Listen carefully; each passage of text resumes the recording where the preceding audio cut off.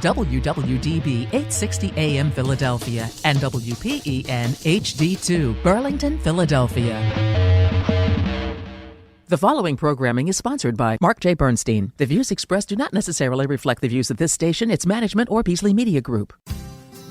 Entrepreneur, founder, author, and financial advisor, Marc Bernstein helps high-performing business owners turn their visions into reality. At March Forward, Marc and his partners and associates think out of the box to partner with their clients in regards to their visions for their lives, their businesses, and their legacies. And through his innovative work with the Forward Focus Forums, Marc connects entrepreneurs to resources that help to fuel their success. Founders Forum is a radio show and podcast where entrepreneurs share their journeys, reveal the stories behind their successes, and the lessons they've learned. Join Marc and his guests for a mix of inspiration, valuable insights, and a bit of fun. Now let's dive in. Good morning, America. How are you today? I can tell this is going to be a fun show. I can tell you this right off the bat. And my guest today is Steve. I'll introduce Steve in a second. I have to tell you, it's a beautiful, sunny day in Philadelphia, because they say it's always sunny in Philadelphia, but it's not. But today is. We're here on WWDB AM Radio 860 in Philadelphia, and you're probably listening to this on a podcast. So welcome to Founders Forum. Steve, I was thinking this morning for our topic of the day about sports. We don't talk about sports a lot on this, but Philly's a big sports town. I know you're a Philly sports fan. I am too, particularly for me, the Phillies and Eagles. You can express a little bit more about that. But I think that sports has had a big impact on your life. And I'm interested in the connection between sports and business. What you might have taken out of sports and brought to your business life. And then we'll introduce you formally and talk about your business. But good morning. Good morning, Mark. Thanks for having me on your show. So tell us about your history with sports and how it might have impacted you in business. Well, I've been involved in sports since I was probably 6 years old. I just had a passion for, I guess my number one sport was baseball. I started throwing a ball against the wall, would never quit. And just, it grew from there into ice hockey, and whatever sport I can get into. So I think the relationship between sports and business was the competitiveness, number one, which was, I've always been competitive, and taking that feeling into business was, it just was inside me all the time. And then the team camaraderie was always awesome, and I try to take that. I actually coached over years, ice hockey, baseball, and just getting people close, a team close. I took that into my business, which it really relates. It really relates on how people respect you, how they look at you. Are they enjoying their job? Are you showing your passion to them of what you're doing, and are they following that passion? So, very relatable. I also am a big baseball fan. Not as much of an athlete as you were. Spent a lot of my time, as you did, in music growing up, and but that too, I'm a bass player, so I have to be a member of the team. I can't really just go out and play by myself, So, although I've started doing that a little bit lately, but the idea of competitiveness, we used to go to battles of the bands and win battle of the bands with the band I was in. I was in marching band. We shared that experience. They were competitive. People don't think of musicians as being competitive, but, think about big stars. Oh, absolutely. I remember through high school just auditioning for state bands and district bands and just battling for a seat position. So it was competitive. The music industry was very competitive. And even if you think about solo stars, they always have either bands around them or producers, or everybody's got a team, And when you hear people at the Grammys or the Oscars, and they talk about, I want to thank my team, it's true, they can't really do it without their team. So it is all transferable, I believe, and I just thought it was a good topic. So thanks for sharing on that. You're welcome. So Steve Berardi is our guest today, and Steve is president and founder of Omni Building Group, LLC. They do new residential construction and residential and commercial renovations. There's a lot of those companies around, but Steve's story when we first met struck me because, number one, he had a lot of different experiences to get him there, and he had specific reasons for wanting to do this. And as a relatively small business, he's very successful. And it's a hard thing to do, especially in the climate today. And so anyway, I just want to tell you, he's been in business for 45 years. He gets involved with sales, design, oversight of completing every job on time and on budget. He's worked every facet of the business, which helps him deal with every issue that comes up. So leading to that, let's talk about, in high school, I know you played a little bit of sports, played a lot of music, trumpet player. You got out of school, went to college. Tell me how your career progressed to bring you into the home building business. Well, I was actually a music major in college. Like me. Like you. Yeah. And once I figured I couldn't make any money in the music industry, right. I decided, okay, this is great and all, but I need to do something else. After college, I got married. I got married kind of young at 23. And I need to support a family now. So I was still involved with music. I was playing in some big bands, but making no money at all. So I grew up, my dad was a stonemason from Italy, and I grew up doing that. I mean, at 7 years old, he had me carrying bricks. And, when I started working for him in grade school and high school, I was a cement mixer. I was the stone carrier. I was the backhoe. I was everything. So I told Steve earlier, my wife's family, which was her maiden name was Bernardini, so add a few letters to Berardi, and you got the same name. Maybe, who knows? But anyway, with the other side of her family were stonemasons. So I've heard a lot of stories and known her cousins, who got in that business for a while and that kind of thing. So I know tough business. Tough business. And I knew there's no way I can do this for the rest of my life, but I learned so much from it. I learned, the big thing was my dad he was an unbelievable worker, and to be around him, it rubbed off on me. So the work ethic, I was like, okay, I have to take this and I want to build something bigger. I mean, my dad started, he worked hard just to support his family, and that was his thought process. Work every week, support the family. My thing is, I need to build something. And that's how I always was. I was someone who wanted to build something. So I thought to myself, well, I'm going to go on my own and I'm going to expand it a little bit. So I expanded, first started with home improvements, and then I decided I'm going to build a home. And that's how I got started. By the way, I was thinking about this, thinking back to like little kids and the story of Three Little Pigs and all that.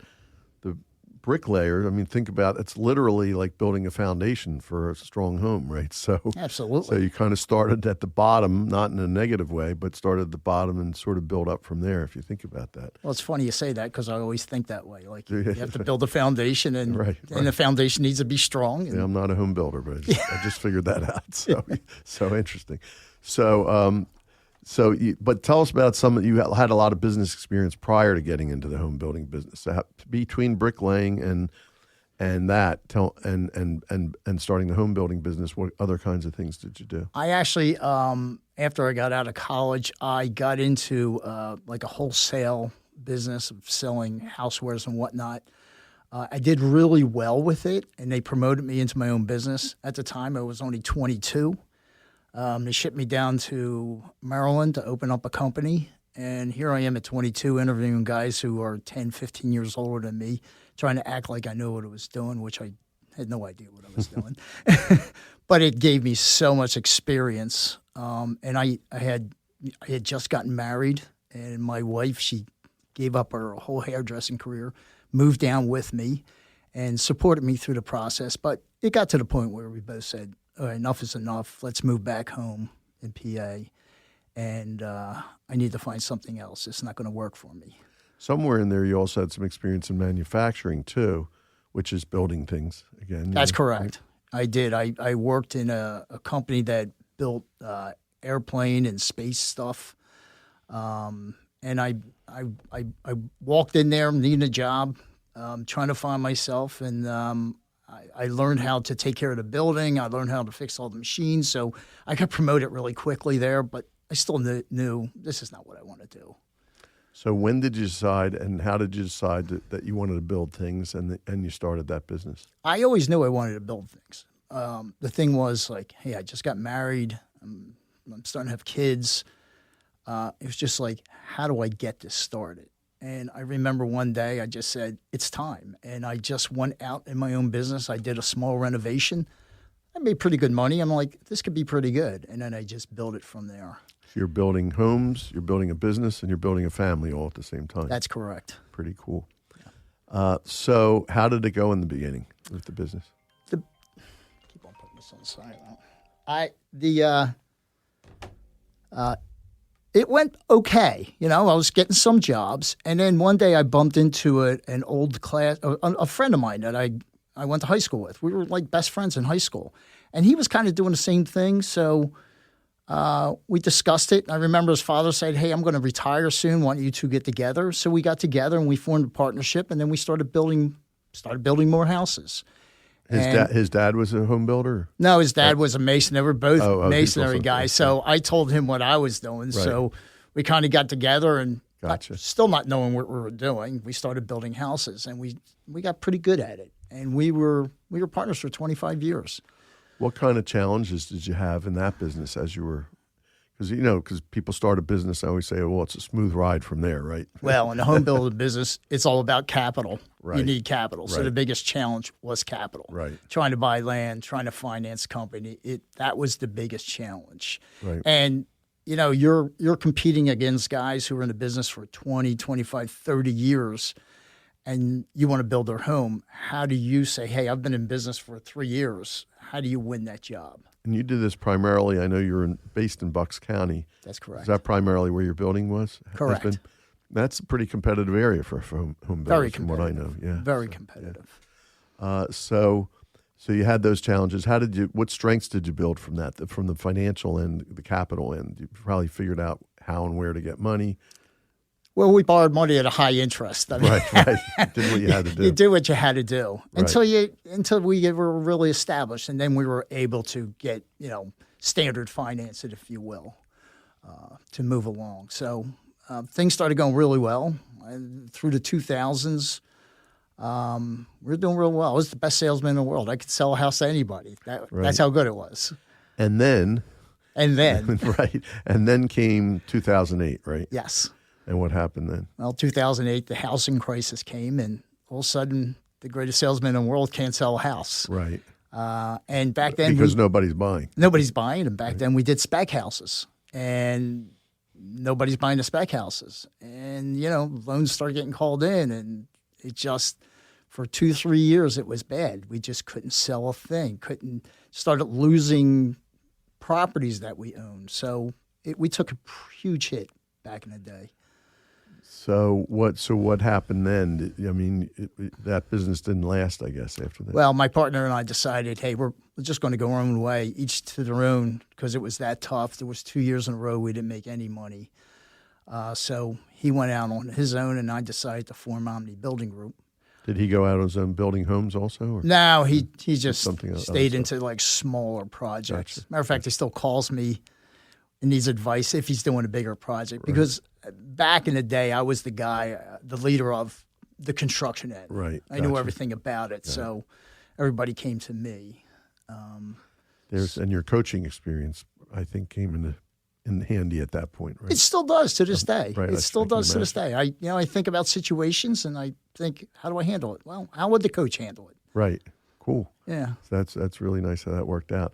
So you started in 2008, 2009, you started Omni? I started Omni in 2012. Oh, 2012. Yeah, Okay. so we lingered on for a while. Hung on for a while. And then I probably took 6 months to decide how I'm going to do this. And I still remember to this day sitting down at the telephone and just calling everybody I knew just to try to figure something out.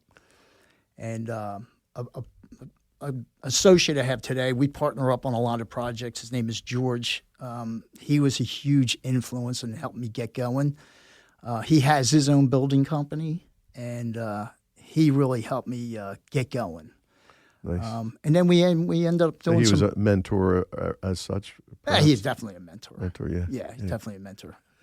I don't want to call him smart because he'll get a big head. But well, listen, mentorship is such a great thing, and we've all had them, and it helps tremendously to help you find your way. So how did you start? You started with one house, I imagine. I did. It's funny. As soon as I started, a good friend of mine, Joe, referred me to a someone who wanted to build a home, and the timing was perfect. We signed a contract, and we got our first big home as Omni Building Group. That is a perfect jump-off point for us to take a quick commercial break and hear a little bit more about Omni, and we'll be right back on Founders Forum. Thinking about building, renovating, or expanding your home or business? Trust the team at Omni Building Group. Based in Doylestown and serving Bucks County, Montgomery County, and surrounding areas, Omni specializes in custom homes, luxury additions, renovations, and select commercial construction projects built with craftsmanship, communication, and attention to detail at every step. For more than 30 years, Omni Building Group has helped clients bring their vision to life while delivering a construction experience that feels organized, transparent, and personal. Whether you're planning your dream home, upgrading your current space, or exploring a commercial project, start the conversation with Omni Building Group today. Visit omnibuildinggroup.com to schedule your consultation. We're back on Founders Forum with my guest, Steve Berardi, today. And Steve, so you built one house, and I assume you started building more houses after I did. that. I did. I had a different business setup than I did with my first company. First company, we primarily built houses. And I told myself I'll never get in that situation where I'm relying on just building houses. So I decided to get into renovations, additions, some commercial work. So it started, just like anything else, the domino effect. Business started coming, referrals started coming, and started building. And I started hiring more guys. And from that point, it started taking off. I mean, I had some rough years, but... So if you had to, if I stepped outside of this and looked at it and compared it to other businesses, like if you were a manufacturer, as an example, you started making more products. You started diversifying. Correct. So that if you couldn't sell this product during a certain time, you'd have this other thing to back you up. It's also like investing, more diverse portfolio, right? When Correct. Something's not performing, something else is. Well, and in the construction business or building business, cash flow is everything. So it created really good cash flow. So, my thing is I hate a bill being paid late. I don't accept it. It just drives me crazy. So it just helps everything stay online. Has that model worked for you over the years? It has very the last well. 14 years. It has. It has. So then it was a smooth ride after 2012. It was. It gradually got better every year. Every year it got better. When I first started, I was kind of on an island by myself. Right. I'd work. I remember when I was growing up, I did a job with my dad with a doctor. And the doctor said, if you could always use your hands, you'll always be able to make money and feed your family. And I remember when I first got started, I literally got back out in the field and did what I had to do until I can build it up. So, I was out in the field during the day. But you must have had subs. You didn't build the house by yourself. I had subs. I did have subs. But, I was supervising jobs. I was, doing the administration, the whole 9 yards. Right. And eventually got better and hired people to do that job. And now, I can just manage the company, which is... Now you have, I think, about 7 people in your company? I do. Plus, obviously, you use a lot of subcontractors as well. We do, and they're almost like employees. Right. We use the same guys all the time, and they're great. I mean... So if you looked at your whole crew, including your subs, how many people? Probably about 30. Yeah, so that's a substantial operation. Yeah. And what kind of challenges have you had with that? I know we talked a bit offline about how you treat your people, and your retention's been pretty good. If you had to describe the company culture that you've built, how would you describe that? Well, I think everybody is very dedicated to the cause. We set goals. And I'll give a shout out to my guys, my brother-in-law Joe, son-in-law Matt, Tyler, Colin, Bill, Nick, T. These guys have been great. I can trust every day that they're dedicated to the cause.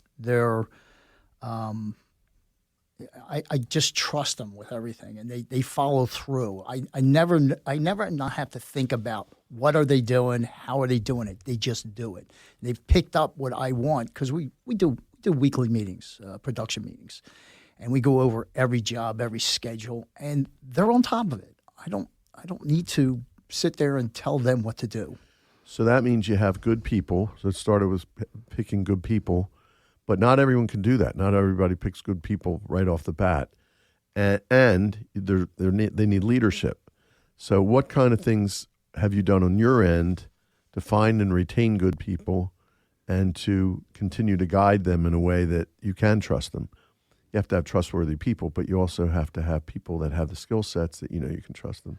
Well, I think through leadership, people see that. So the people I've hired, like I knew some of these people that I hired, but they didn't work for me at the time, and they saw what I was trying to build. And I said, come and join me, be part of this. We're building it, and I'm not a quitter. I'm aggressive.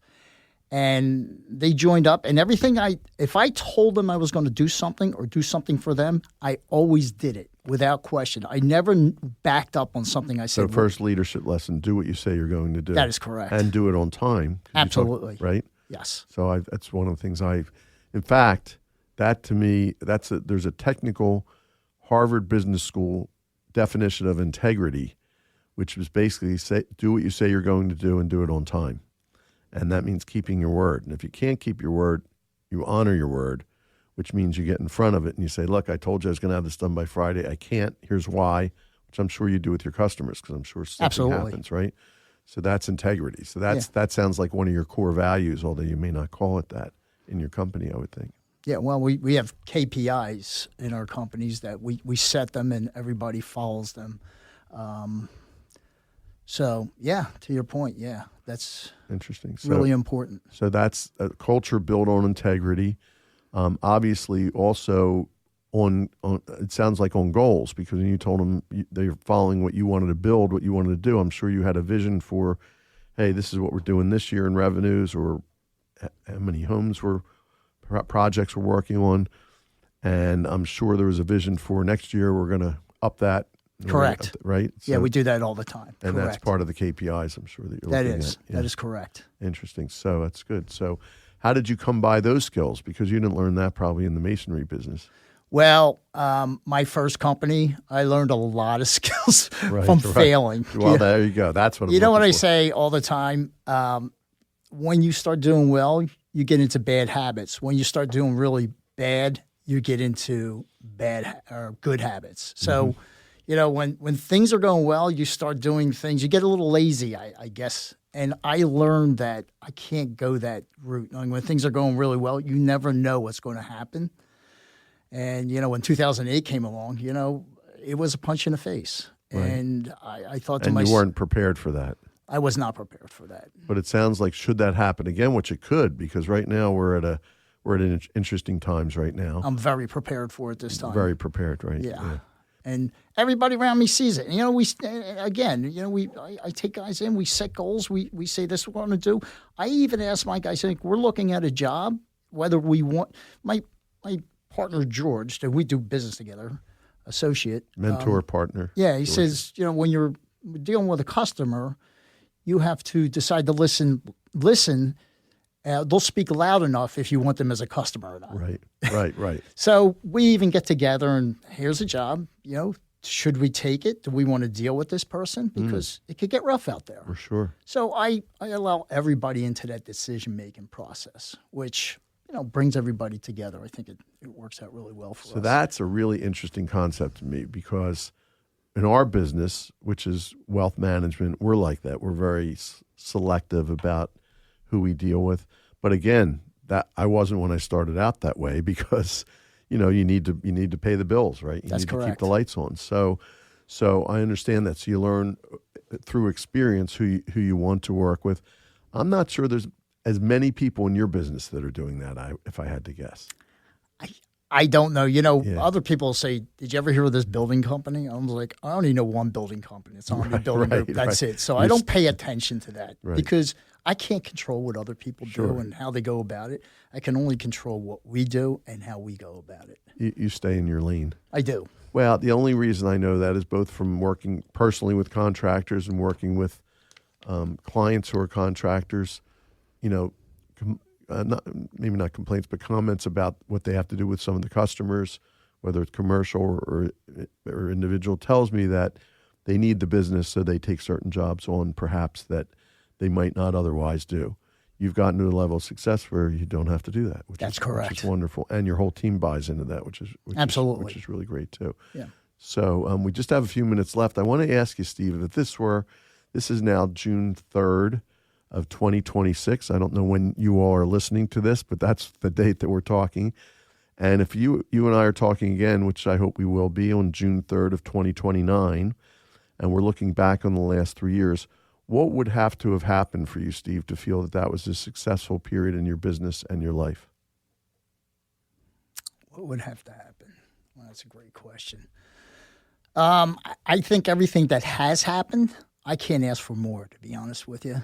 Everything has been, the last 3 years have been great. I mean, there's nothing else that I would want to happen. I have grandchildren. I have a great wife, great friends. I know I talked to you. I love going to Florida. I get to do that a lot. Well, and I think doing a little more of that is part of your vision, right? Absolutely. It's part of my vision. So, I would say like 3 years ago, what my vision was has come.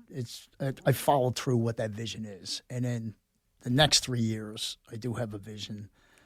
So what is that vision? So that vision would to hand off my company to my guys. And they are, working hard to learn it.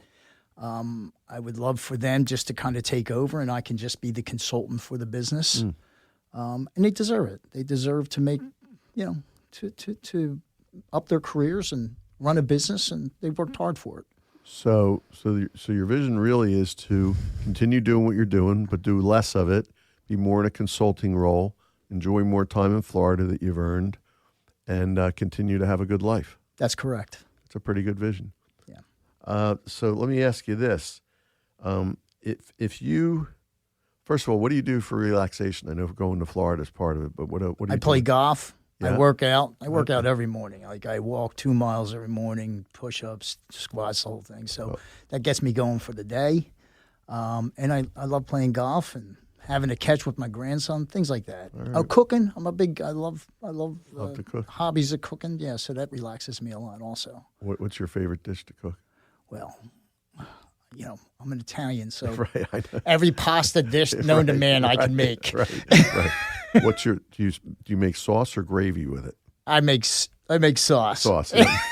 my wife's family also sauce, but I grew up with families where we went for gravy, But anyway, well, it was a debate. I grew up and they called it gravy, but I somehow transitioned over to sauce. Well, on that note, we're just about out of time. So thank you for being here today, Steve. It was a great talking with you. Great speaking with all of you out there in listener land. And stay tuned next week for Founders Forum. We'll see you then. Founders Forum was brought to you in part by March Forward, LLC. We partner with entrepreneurs like you to assist in accomplishing your future vision, your life, your business, your legacy. Comprehensive wealth planning that starts with you, not a product. We hope you enjoyed your time with Founders Forum and that you found something of value to take with you throughout your day. Join us again next week for another episode of Founders Forum on WWDB 860 AM Philadelphia or on your favorite podcast streaming service. Securities offered through DFPG Investments, LLC. DFPG. Investment advisory services offered through Diversify Advisory Services, LLC. Diversify. DAS and DFPG are affiliated entities. March is unaffiliated with DAS and DFPG. Members FINRA/SIPC. The information provided in this podcast is for informational and educational purposes only and should not be interpreted as investment advice. The views expressed are those of the host and guests and do not necessarily reflect the views of Diversify or DFPG.